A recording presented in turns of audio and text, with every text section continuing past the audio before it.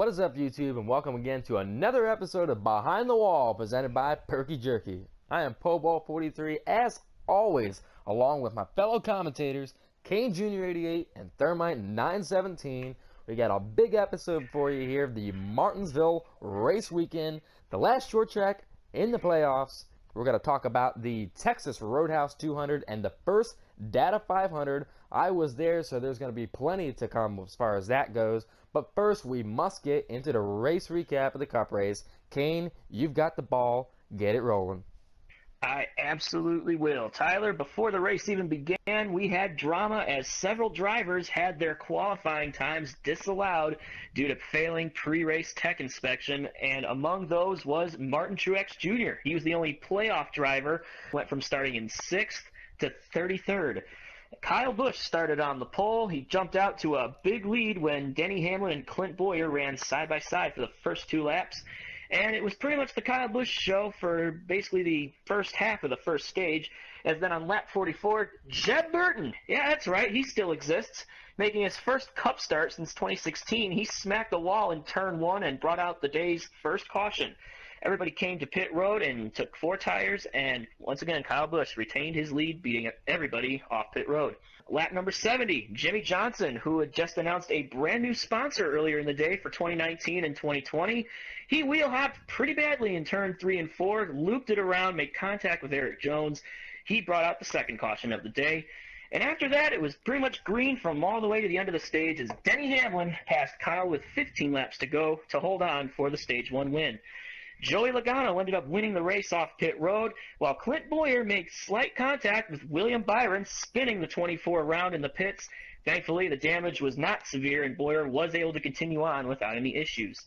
And after an uneventful Stage 2 with no cautions, Joey Logano leads every lap in the stage and holds off Denny Hamlin in a photo finish to take stage number 2. And he retained the lead on pit road, and Martin Truex Jr., who, as we said earlier in the day, started 33rd. He had finally made his way all the way up to the top 5 and was running down Joey Logano and grabbed the lead on lap 336. And then lap 367, a long green flag run had gone by, and there was rain in the area. William Byron spun into the wall in turn 3. He brought out a caution, and everybody came to pit road. Truex manages to hold the lead over Joey Logano and Denny Hamlin until lap 377 when Joey Logano retook the lead from Martin Truex Jr. And just a couple of laps later, Timmy Hill, who had taken the jack out of his pit stall, his car just caught fire going down the back straightaway, and he brought it to a stop at pit entrance, and that led to a lengthy cleanup before cars could even get to the pits. So after a few minutes pass by, some of the leaders come in while some stay out. And shortly after the lap 397 restart, Kyle Larson, he was pretty much having a day from hell to begin with. He blew an engine on the back straightaway. His day is over, and another lengthy cleanup. And after the restart, Truex falls back to the 6th position because he had to restart on the outside lane. And Brad Keselowski, who also had to start at the rear of the field for unapproved adjustments, he is able to get by his teammate Joey Logano, and he grabbed the lead. And lap 456 comes along. Clint Bowyer, who had steadily been falling through the pack like a damn rock, he got spun by Jimmy Johnson in turn number 3. All the leaders hit pit road to top off on tires and fuel, and Joey Logano regains the lead with a fast pit stop. And it was basically going to be the Joey Logano show for the rest of the way, but Martin Truex Jr., Brad Keselowski, Denny Hamlin, Kyle Busch were all breathing down his neck in the final few laps. Truex was able to get around Brad Keselowski for second, and he was running down Joey Logano with just a few laps to go.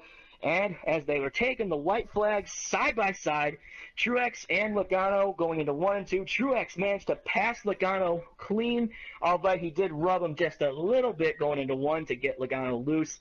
Truex got the lead down the back straightaway, and then in the very last turn, Joey Logano runs Truex over with a bumper. He got him loose, but then they made some pretty significant contact going down the front straightaway towards the checkered flag, and Joey Logano somehow sideways manages to hold on to the win especially with a hard-charging Denny Hamlin just coming along. It looked like he was going to steal the win away from Joey, but Logano managed to hang on over Denny Hamlin in second. Martin Truex Jr. somehow hung on for third with a sideways car. Kyle Busch finishes in fourth with Brad Keselowski rounding out the top five. And then Kurt Busch, Chase Elliott, Ryan Newman, Daniel Suarez, and Kevin Harvick round out the top 10. Well, Martinsville once again lived up to the hype and did not disappoint, especially with that finish. So let's hear your ratings. Nick, we're going to start with you. What did you think? All right, Kane, I am going to give this race an 8 out of 10. To start it off, I mean, there really weren't too many cautions, and there were a couple guys that were just dominating. Like you said, Joey Logano led a lot of laps out there. But we still saw some classic Martinsville. There was some beating and banging and a good bit of contact throughout the race, so that helped save whatever non-cautions there were. Man, the intensity really picked up inside 150 to go. You could just feel it. The rain was coming. There was more racing for the lead. Truex was really going for it on the long runs and stuff like that. However, we still really didn't quite see any big playoff moments yet, but then the finish came, and those last 20 or so laps was some of the best racing we've seen all year. The high line working almost made for some worse racing earlier in the race, but this time they were able to race side by side for the lead for quite a while, and that's something we don't normally see at Martinsville. And just the classic bump and run, like I have no problems with how either of those drivers raced or how they reacted at the end. It was just, I don't know, like it was just what every fan wants to see. So if you complain about it, which we'll talk about later, then you suck. But, man, I'm all pumped up now. I want to bump it up to 8.5 because it was just that good at the end. I think it does make up for the rest of the race quite a bit. So, Tyler, what's your rating? Yeah, you know what? I'll just give it an 8.5 too. Why not? Let's go ahead and copy you. Other than that, I can't really say much more than what you just did. You basically covered it completely. So there was like no point to even really go that much further, but I will because that's just what I'll do. I was there, man. I can't even believe it. I was going absolutely bonkers from my seat, especially from those last 5 laps. Like, my hands are on my head. Not believing what I'm seeing, and I'm just like, man, it is on, it's on, and it just went so well, other than the fact that Joey Logano won. That's my problem with the whole thing, is that Joey Logano won. Damn it, this is where the bias comes out. I hate that squinty little bastard. It's like, everything works so well. Do I need to bring up an analogy that I used earlier this year at Bristol? I have a beautiful meal, and then all of a sudden, Joey the busboy comes out of nowhere and punches me right in the stomach. Man, it's just like Chicago, too. The finish is insane. It's just the wrong person. Now, I envy Logano fans in this situation because they actually get to experience that and just, like, be completely overwhelmed with joy. I was overwhelmed with excitement, but then it's just like, damn it, that is not who I wanted to see win. But it is what it is. That's just being a race fan. So you take the good and the bad, and we got a mix of that. Still, even with the fact that the wrong person won, in my eyes at least, the race is better, and the finish was better than it was in the spring. So that's where my bias steps aside. I still know that we saw a hell of a show. That Martinsville finish will go down as one of the best in Martinsville history. Hell, maybe even NASCAR history. You can push it that far. I was a little salty after the race. They were doing a little bit of comparison on MRN to the Darlington finish in 03. In my opinion, that will never be topped, but that was still pretty damn good. Kane, what's your rating? I'm going to totally agree, and I'm going to give it an 8.5 as well. I mean, it's a playoff race at Martinsville. What more can you ask for? Playoff drama, an exciting finish. It's literally every race fan's dream, and it's a reason why Martinsville is a bucket list item on every race fan's list, especially the fall race, because you know shit's going to go down there with a trip to Homestead on the line. And obviously, I do not blame Martin Truex for being upset after the race. I don't blame Joey Logano for what he had to do to win that race. So, honestly, I can't be mad. I mean, obviously, like you said, it was just like Chicagoland, and I was pissed at that race. Like, I'm definitely using your restaurant analogy because Kyle Busch fucking won that one, and it was a fantastic finish. I just got punched in the gut. But Oh man, this race. I mean, obviously, I don't like Logano all that much either, and I wanted Truex to win. But from an unbiased standpoint, it was fucking amazing, and there's nothing more you can ask for. And that's all I've got to say about that. Thank you, Bill. Well, actually, I was imitating Forrest Gump, but whatever. Thank you, Forrest. Moving on. Yeah, I think that does it. Hot dog! Martinsville! Grandfather clock! Oh, shit. Well, our topic of the week should be obvious. Tyler and his friend Josh went to the Martinsville race, and they are gonna tell you all about it. Take it away. Yes, thank you, Nick, and we are here to talk about it. Josh, you've been begging me to be on the show for a very long time, so welcome to the program here. Thanks for having me. Absolutely. So, obviously, we went to Martinsville together. We've been to several races over the past several years. We actually went to the Martinsville one earlier this year, so we did the double, and this time it was just you and me. Right away, we get there. Simple as that. Easy trip. You know, it's nice when it's easy drive up, yeah. easy drive back. Traffic's never too bad at Martinsville. Not terribly, but it's a little worse at the end. But, you know, so we get there. We don't have any tickets. That's just kind of how we normally roll. We like to get our... Yeah, absolutely. We just try to get the cheapest possible ones. You know how much of a tight ass I am. So we get there, you know, kind of like where the main fan activation shit and the trailers and everything like that are. I'm going through this Fanatics tent where there's a bunch of clearance, you know, because, again, I'm a tight ass and I want to be near the cheap shit. I got myself a couple of t-shirts, some nice ones, pulled some diamonds out of the rough there in the big bins.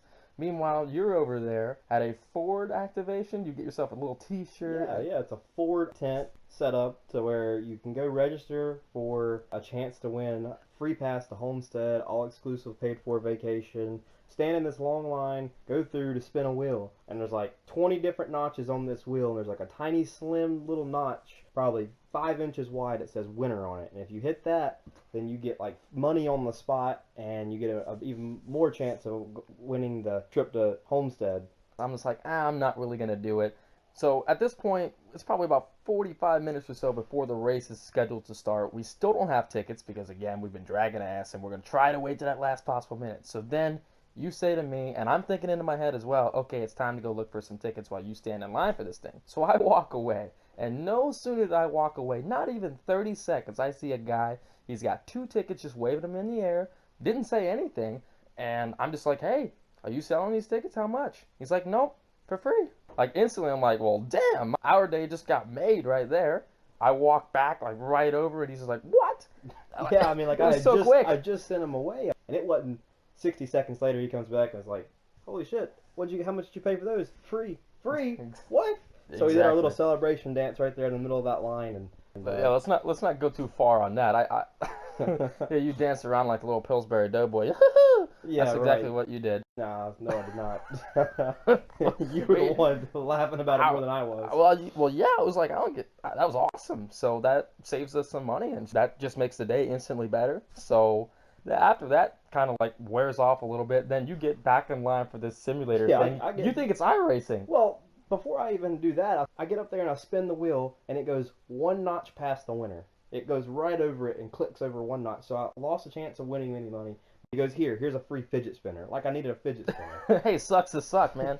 Yeah. Then I go get in this line, and there's like these 2 simulators sitting there. And for whatever reason, I thought, hey, this is iRacing, and you can go return 10 laps in iRacing. I said, that'd be cool. I'll do that. So I wait in this line, I don't know, every bit of 20 minutes probably. And Tyler had already went out and bought his shirts and everything else and came back. And all of a sudden, I'm getting ready to go up there to play it.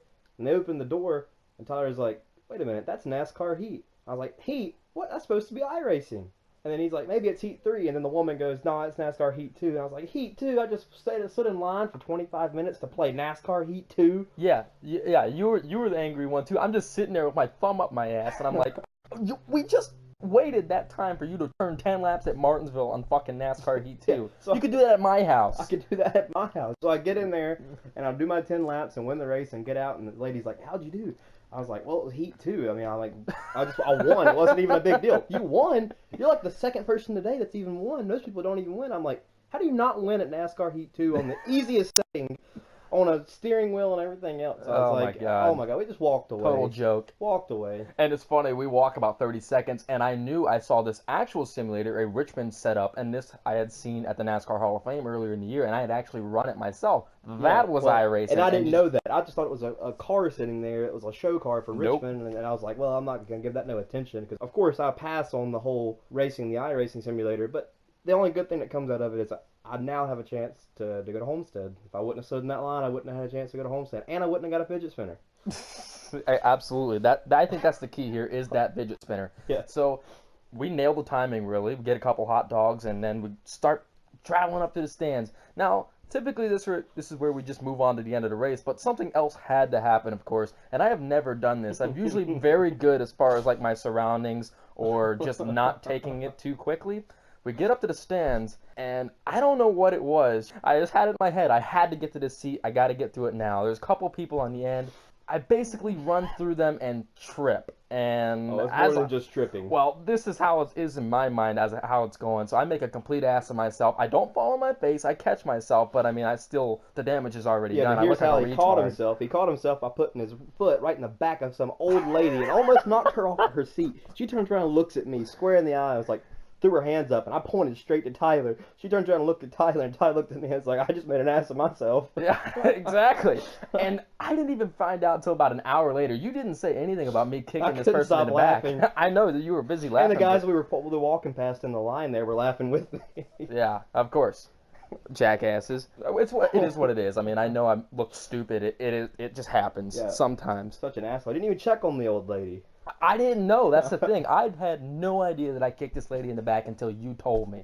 Like, again, my concern as I'm falling to the ground with my backpack that had some weight on it was just not falling on my face. So, it is what it is, and I just shook it off and whatever.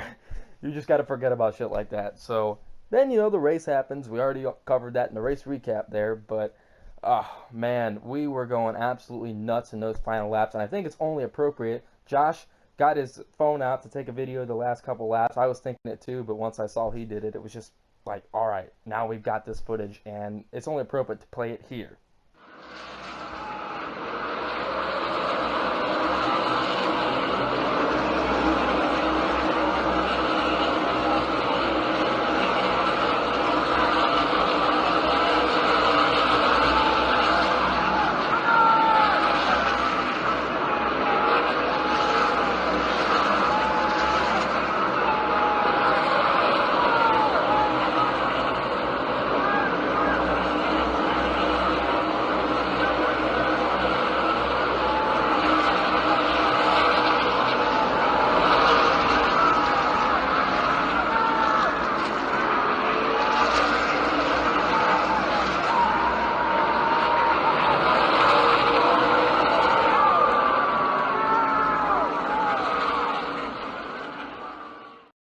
So yeah, you see that. I'm in the background screaming, no, I can't believe it. Oh, man. One of the best finishes I had ever seen there, regardless if it was the wrong winner or not. It was still a great finish nonetheless. So I think the biggest thing that sucks about who won is we didn't even go down there towards the gate opening like we did in the spring with Boyer. That was such a great experience. The funny part is we had already agreed before we ever even left, if Logano wins, we're leaving. We're not staying down there. And No. what the hell happens? Logano wins, or Fagano as I call him, and we get the hell out of there. Squinty douche. Oh, I know. That was the only unfortunate part about it. So, had Truex won, we would have been down there, got some additional pictures and whatnot. But, we took one last picture getting ourselves there. We cemented the afternoon, and that's it. We walked right the hell out, and it was a total bitch getting out of Martinsville. But it's a bitch getting out of anywhere, really. Yes. Yeah, that caps off the season. So, Yep, it was a great year of attending the races once again. I want to point out one funny little stat. We've been friends for several years, and we've obviously, like I said, gone to many races. The ratio of Joey Logano winning is absolutely insane. We've seen Entirely way too high. exactly 4 of the Cup races we have been to, 3 points paying in an All-Star. Joey Logano was I one. think what we need to start doing is we just need to start driving separate.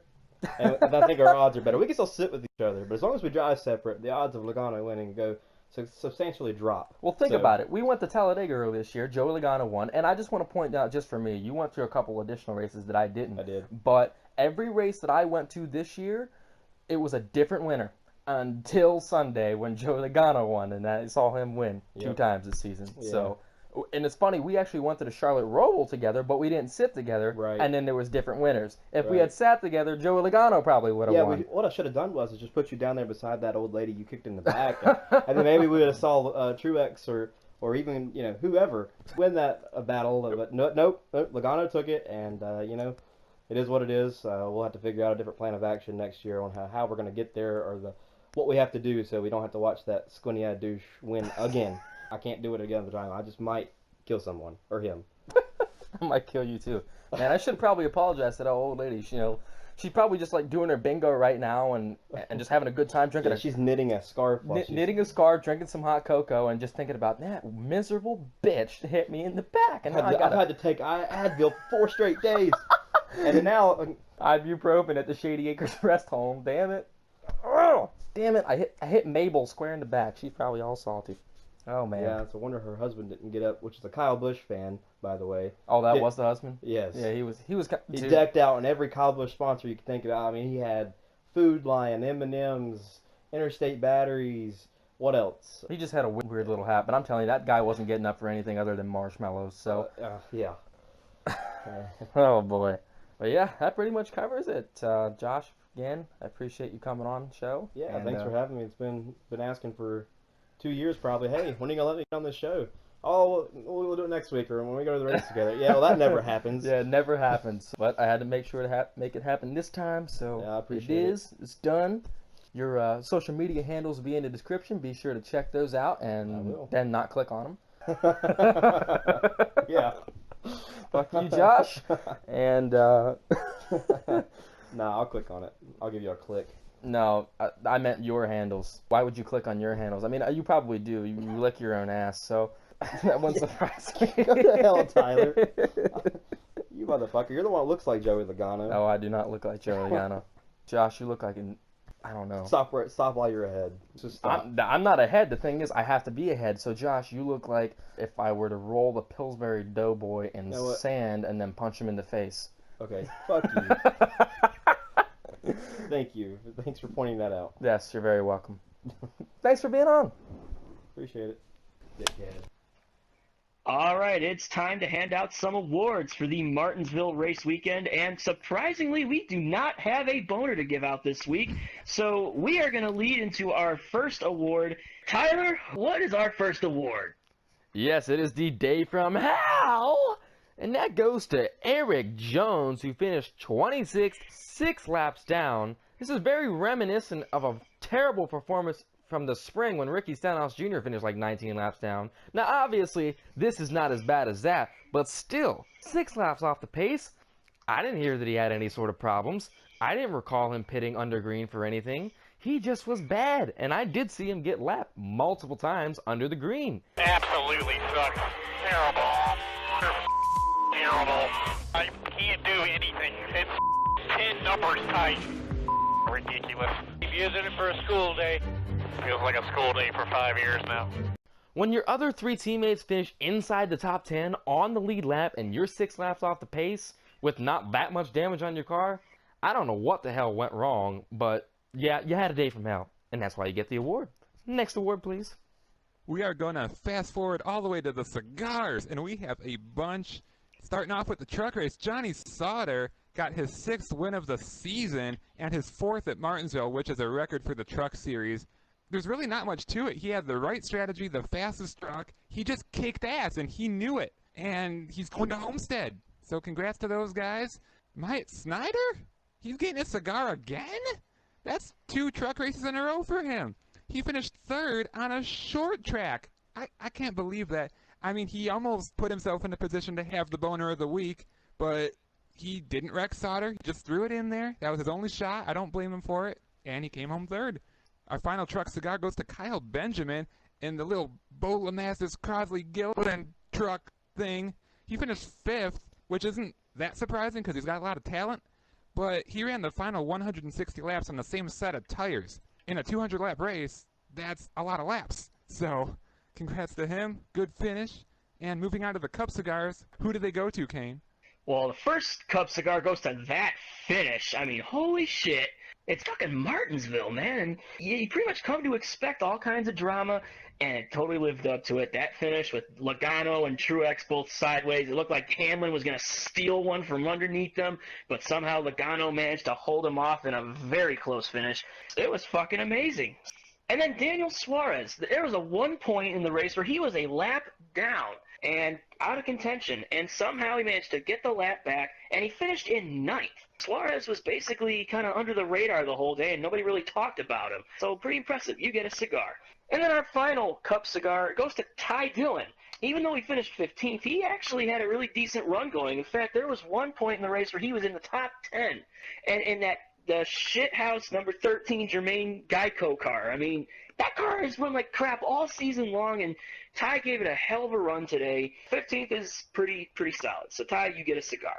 And we have one more award that we have to give out. It has been a long time since we've seen it. Tyler, what is it? Oh, you know, some rage and salt and tears are coming. It's the grind zone. Oh, and it goes to those salty fans. That's right. Oh, that's every week. But let's just be real. This is over the top. You're going, oh, Truex is the real winner, and then some are going, oh, Truex is a big baby, and oh, Logano made a cheap move. I mean, there's so much salt for different reasons. Okay, so let's break it down. No, it was not a cheap move. No, Truex is not the real winner, and no, Truex is not a crybaby. Stop it! Oh, you guys get large towels. There's not enough Kleenexes in Walmart to wipe up your tears. Ow! Oh my God, these people drive me crazy! We might as well give them straight jackets too! Oh my God! You people drive me nuts! You're the reason why NASCAR is dropping in attendance ratings! Because people don't want to have to deal with all your crap! Oh my God! Oh, all these fans just complaining they can never be happy. This is what they want. They want the bumping and running and the beating and banging, but oh no, not with that guy, not with Logano. It's freaking double standards. Just enjoy some classic short track racing at one of the best tracks in racing. Oh my God, just makes me sick. At least Santa wasn't there to further ruin the show for the fans.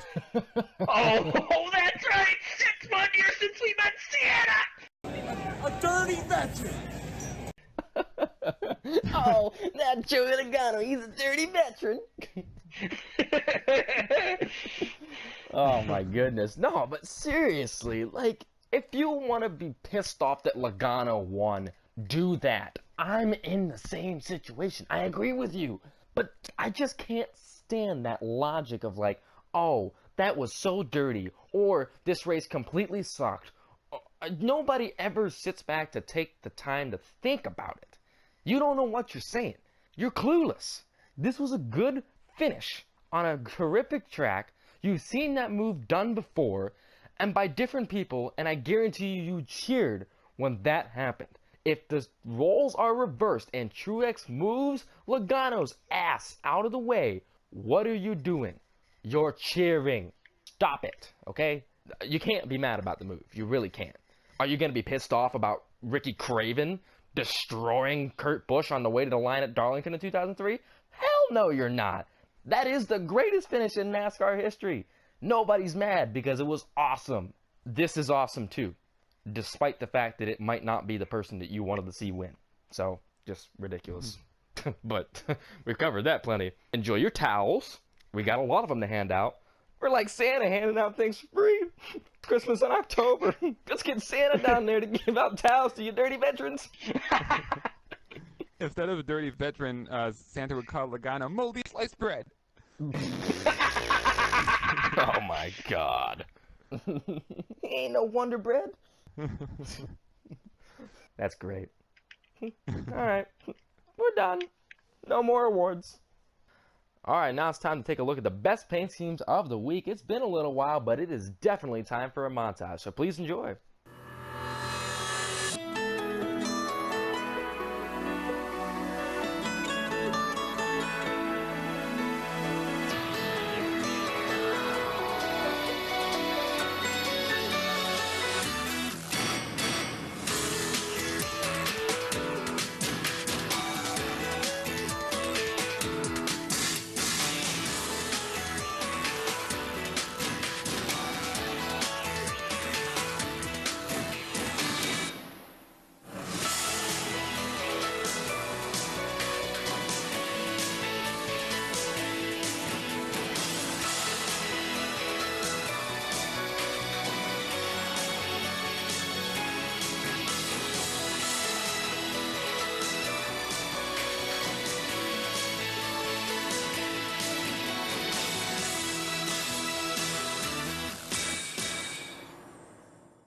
And now, as always, it's time for the worst paint scene of the week. But this is a little weird, and we're going to keep it very brief. Did I just say that was weird? That's exactly right. These NBC decals. Really? So we're going to go from the Twitter decal, or emojis, and now everybody in the RTA is going to have this decal? Oh, that's right, because I forgot the channel that the race is on. I was very concerned. I mean, even though I wasn't watching it on TV, I'm still glad you guys could let me know that the race is on NBC. How beneficial. My frickin' God.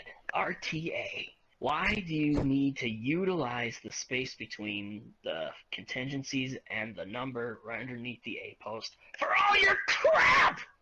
I mean, seriously, this is... Fucking hell, man. Get your peacock. Yeah, fucking peacock, man. I can't say I'm quite as angry as Kane. I mean, it's stupid. It shouldn't be there in the first place. But just after the whole stupid Twitter logos, I think I don't care as much, and it looks somewhat better. I'm just not surprised at their stupidity anymore. I think that's it. But that doesn't make it right. Oh my God. You're not surprised about anything yet. You're not surprised about anything anymore. Congratulations. Drop the mic. All right, enough about that shit. Okay, now it's time to recap the fantasy results and picks from Martinsville. And I come out swinging with that victory, taking Joey Logano, who won the race and got 59 points. Kane still pointing it up and having solid outings. Picked Kyle Busch, who finished 4th and got 49 points. Nick, well, he thought he was slick, picking the defending race winner Clint Boyer, but was not to be. He finished 21st and only got 26 points. And Damani, we made fun of this last week, and that's exactly what happens here. He picked Kyle Larson. He blew up. 37th. Uno point. Oh, Damani, you are so far out of the title hunt, and you will not be defending your Behind the Wall Fantasy Championship, so congratulations on that front. But you will be the first selection for Texas, so who you taking? Pure talent. That's about it. Thank you, Damani. Nick, you're next up on the board. Pick another pick to lose. I'm going to go with a safe pick. He's part of the big three. He doesn't even have to win because he's just going to cruise to Homestead anyway. But I think he'll be able to get a little victory that'll give him some momentum because that's what he does. Kevin Harvick. He can take that and show it where the sun don't shine, baby. Won there before. And, man, I don't know. Those Fords, man, those Stewart Haas Fords, they just got something going on at those high-speed tracks. And I don't know. I don't really want it to happen, but I can just picture it, man. I'm feeling it. All right, Kane, who's your pick? Okay, I'm going to go with Kurt Busch. It refrains me from not beating the shit out of you right now. I don't know why. I can't think of anybody else at right now, so why not? Besides, he's in a Stewart Haas car. They've been really fast at mile and a half track, so who says he can't be fast too? Wow, a very out-of-the-hat pick there, Kane, but I like the boldness. That's like a Damani pick. Yeah, we'll see how that works out. Okay, well, I'm last up, and I'm going to go ahead and take Martin Truex Jr. It's all right. What comes around goes around. Yeah, that's right. Time to get some redemption. He's fueled with fire. Furniture Row, they have 3 races left in their team existence. They've got that strength in their belly now. They've got the fire. They want to win. And they're going to get the Homestead, and they're going to do it by winning Texas. Well, that does it for fantasy. Nice picks, guys. You too, Damani. Thank you. Well, that does it for another episode of Behind the Wall presented by Perky Jerky. We hope you enjoyed it. You're probably not going to listen, but if you did, you're going to enjoy it. For Damani HD, whatever. Just let's move on from him. For Kane Jr. 88, he orders the number 5 at Dairy Queen, the Kane. For Pro Bowl 43, as usual, we're jealous of him, Mr. Buzzed Lightyear, getting his buzz on with the Smirnoff Ice, whatever it was called. I don't know alcohol very well. Smirnoff Smashes now, Thermite. Now, I understand you're too busy with your Aquafina, but listen, real men drink. And for myself, Thermite 917, I finally finished trivia after months of procrastinating, so we hope you enjoyed that episode. Looking forward to the next one. But anyway, this has been Behind the Wall. You have been Behind the Wall, and thank you for listening.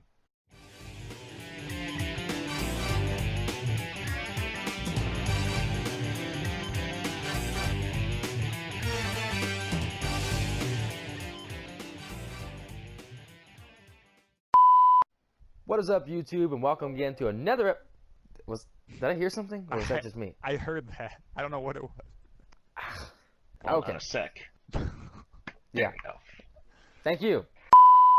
All right, it is time to hand out some awards for the Martinsville race weekend. And as always, we start with that old raging heart on the boner of the week. Nick, who gets it? What? I thought you were. I Tyler. thought that was. I Sorry. thought you were joking because there is no boner of the week. I did too. Oh, shit. Oh, shit. I Wow, was that was doing a the weapon. headlights for a second. I'm like, wait a minute. Am I I supposed to do seriously- something? What? I was gonna say. I thought that was the premise Okay. to a joke right there. So wow, I was let That's down. alright. Ah, shit. Who's giving out Dave from Hell? Me. Oh my Jesus. Just say Tyler. Oh. Yeah, we got some cigars already. That was gay. Yeah, I didn't like how I More let into it. passion, Nick. I know. We're going all the way to... Nick just backfired. It's a beach cat. It's a beach cat. And moving on to the cup cigars, what are they, Kane? Who did... Oh boy. I mean, I can't pick Kyle, obviously, but I don't know who to pick. Because I don't know how Truex is going to do. I mean... We don't know how anyone's going to do. That's why we're doing fantasy. Yeah, I was gonna say, why don't we just go ahead and... It's like you said that while jumping off a cliff or something. And those were Kane's final words. Okay, so forget all that rambling. Make a fucking selection. Am I recording? Am I recording? Oh, I was. Little promotion there on the trivia too. I like that. That's cute. Yeah. That's good. Knit knit. Ain't shit, Joey! So we couldn't